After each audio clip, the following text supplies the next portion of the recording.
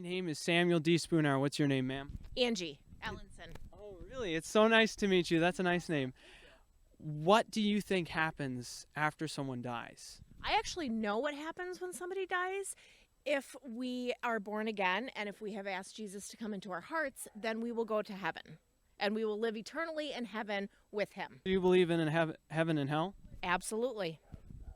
Why is that? I have been shown over and over that is the way it is. I believe there's a God. Why is that exactly? So I was raised up to believe that, but when I was old enough to see it for myself, we absolutely did over and over. We've seen miracles. So do you read the Bible personally? I do. Okay. Why do you believe it's true? I know it's true. Could you give me some more deep reasoning? I know. They're tough questions. I try to be very questioning. There's things in the Bible that he has said, like Noah's Ark. The ark has been found. Could you prove to me right here and now that there is a God? I can prove to you that there's wind because we feel it on our faces. I know that there's a God because he carries me through life. Personally, I do believe there's a God, just as there is a builder for a building. In other words, this park, it could not have made itself. Someone had to build it. There's always a painter for a painting. That couldn't have come from nothing. So there has to be some kind of creator for creation. Exactly why are you yourself a Christian? When I was 7, I actually had a brain aneurysm.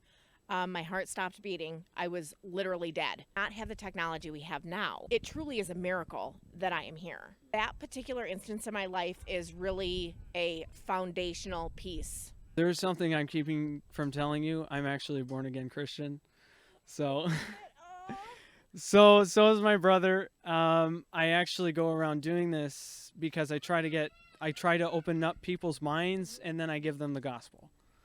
So. And this is exactly why I do this, because I thought, oh my word, this is my chance to get it out there. You're like, oh, I'm going to give this guy the gospel. I'm like, no, I'm going to question you.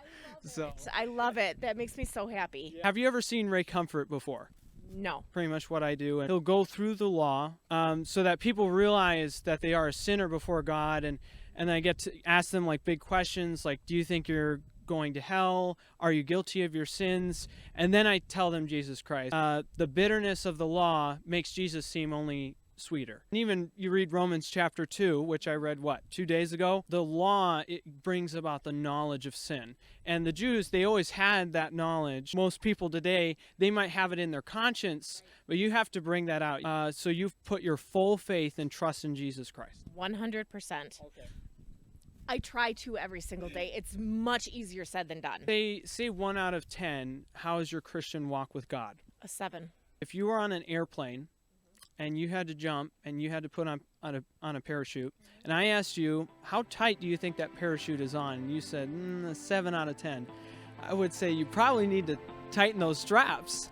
Mine isn't perfect either. I'm not a perfect Christian whatsoever. But, whatever you need to do, say if there's some sin in your life, get right with God and get close to God. Really focus on Him. I always say this, God shouldn't just be your life, but your very being. Everything you do, you should do for the glory of God. That's literally in the Bible, is whether therefore you eat or drink or whatsoever you do all to the glory of God. What kind of encouraging statement can you give to Christians out there, just especially in this day and age? Being a Christian in this day and age is really difficult. So many things that make us question. Like I'm a very black and white person, but there's so many things that there's a gray area. Stand so hard on your morals. Have to let our actions speak louder than our words for this future generation. Anytime we get the chance, shout out his word, and just nobody's perfect. There's no perfect Christian, but we're still loved. We're still forgiven.